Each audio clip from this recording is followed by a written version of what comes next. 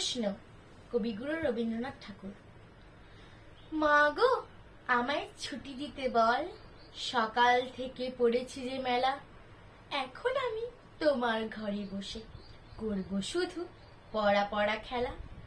তুমি বলছো দুপুর এখন সবে, না হয় যেন সত্যি হলো তাই।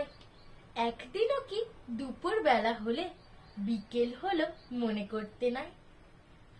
আমি তো বেশ ভাবতে পারি মনে, সূর্যি ডুবে গেছে মাঠের শেষে। বাগদি বড়ি চুবড়ি ভরে নিয়ে শাক তুলেছে পুকুর ধারে এসে। আধার হলো মাদার গাছের তলা, কালো হয়ে এলো দিঘির জল। হাটের থেকে সবাই এলো ফিরে, মাঠের থেকে এলো চাষির দল। মনে করো না উঠলো সাঁঝের তারা, মনে করো না সন্ধে হলো যেন। রাতের বেলা দুপুর